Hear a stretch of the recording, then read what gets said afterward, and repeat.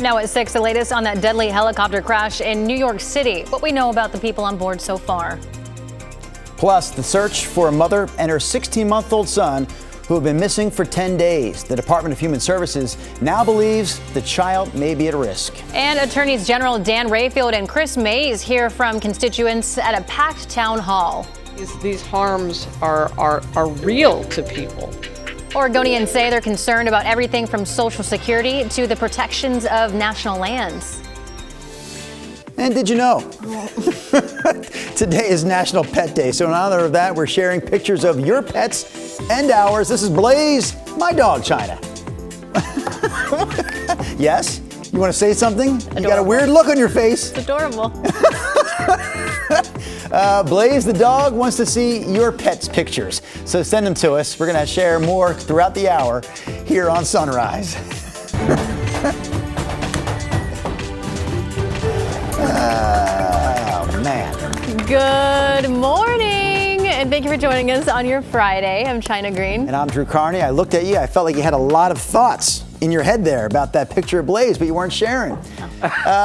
Chris, we saw your dog earlier. We're zooming in a little bit up the nostrils there, by the way, Drew. Yeah, it was a nostril shot on Blaze, wasn't it? Yeah. We saw Chris's dog earlier, and rumor has it, Rob, that we'll see your dog Maximus before the hour is through. I sent in a photo, but like many of our viewers, there's no guarantee that's going to get on the We air. were told, I just heard in my ear that we will see it. Okay.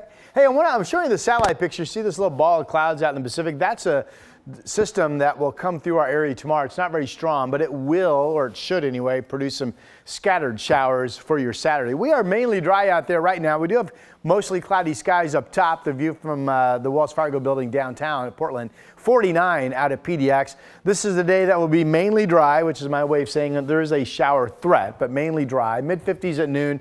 Partly cloudy skies are coming, and we'll get up to about 60. Here's Chris. Good looking forecast, Rod. Thank you for that. Let's take you down to Tualatin, I-5 at the 205 interchange. There's northbound I-5 right there, rolling right along on that side of town for now.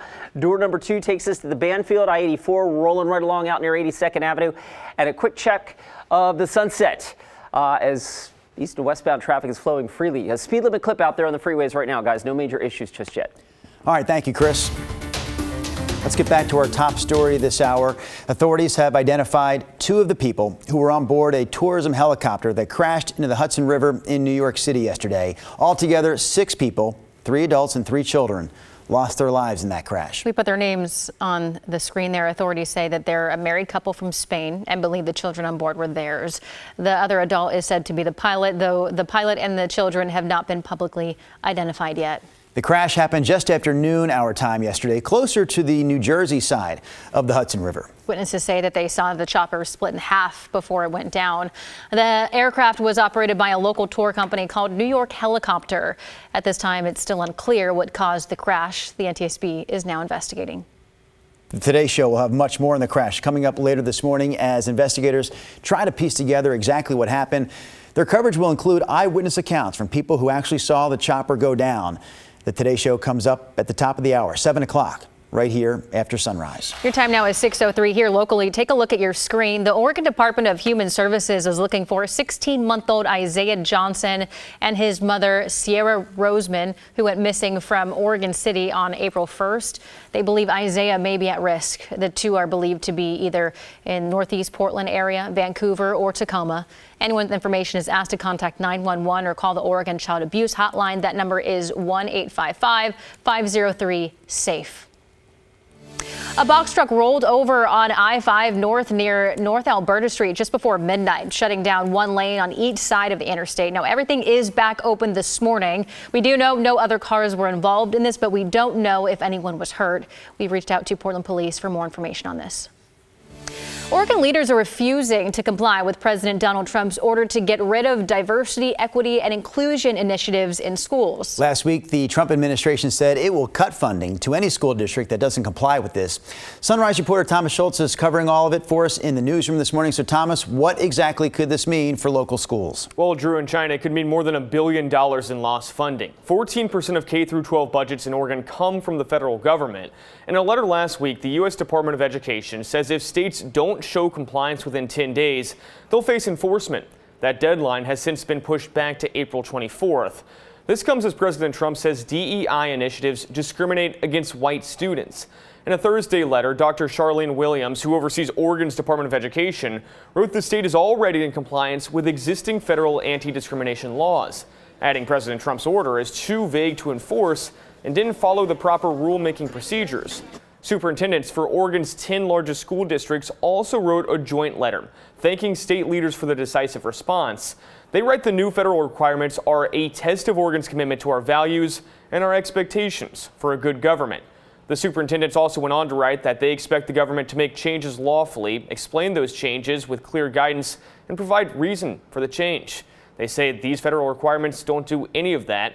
Oregon leaders are adding that the Trump administration also cannot unilaterally strip funding Congress has already allocated. Drew.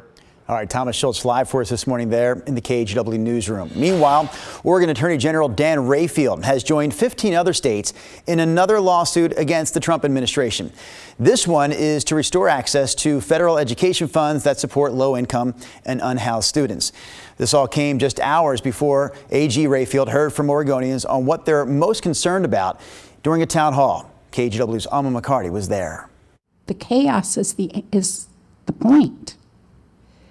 And the hurt is the point. Amid uncertainties that worry many constituents. And we knew we were going to have to do everything we could. Attorneys General Dan Rayfield and Chris Mays committed to holding nationwide town halls. These harms are real to people. Thursday nights in Portland.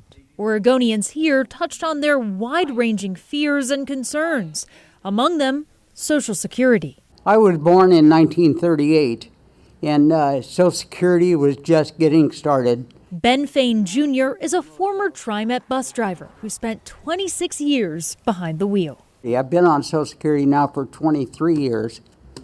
I doubt if I'll live 133 years, but I would like to have Social Security as long as I am alive. Others speaking out on the transgender military service ban. It would take me 10 years to unpack and unlock the ability to be myself. The fears from the immigrant communities.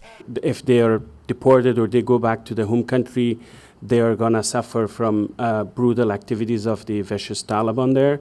And the protection of national lands. We've got to defend our national forests, our BLM forests, our BLM rangelands.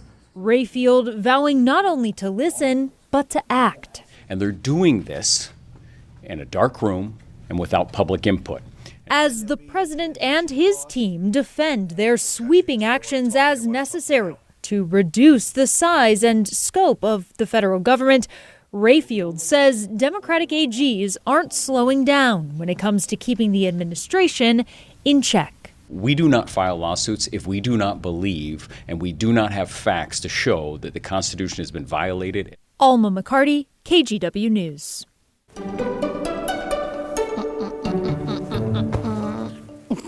It is National Vet Day, and all morning long we've been looking at your fur babies. First off, we have Sunrise photographer Eric Patterson's cats Misty and Whiskey. You know his cats have last names too?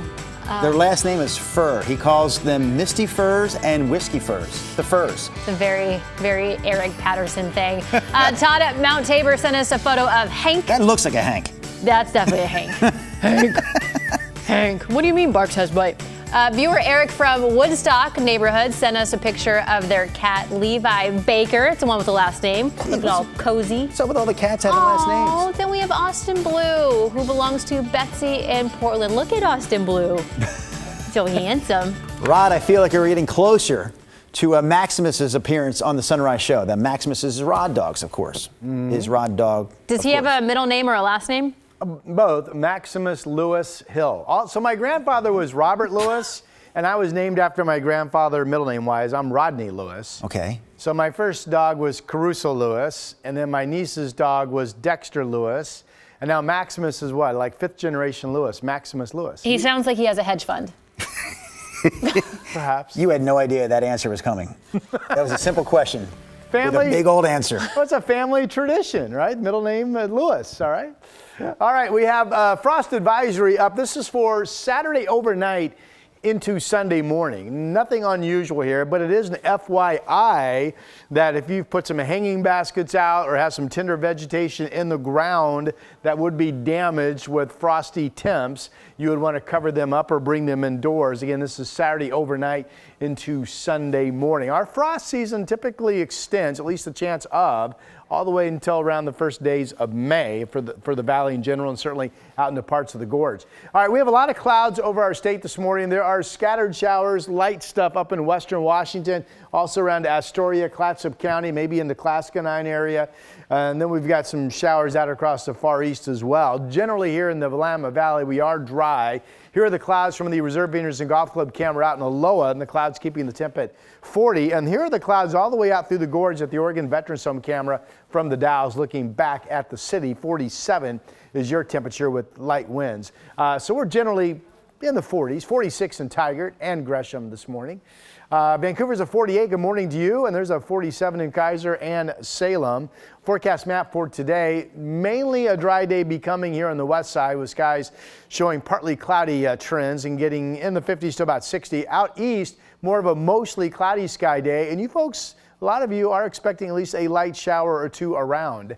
Here's a look at our 7-day forecast. Now for Portland, I think we will see some passing scattered showers or sun breaks tomorrow. And notice cool, 57. Sunday, despite that chilly start in the 30s, the temperature with a beautiful sunny day expected gets all the way up to 68 degrees. So Sunday, your outdoor plans really look to be in good shape once we lose that early morning chill. Back to you. Thank you, Ron.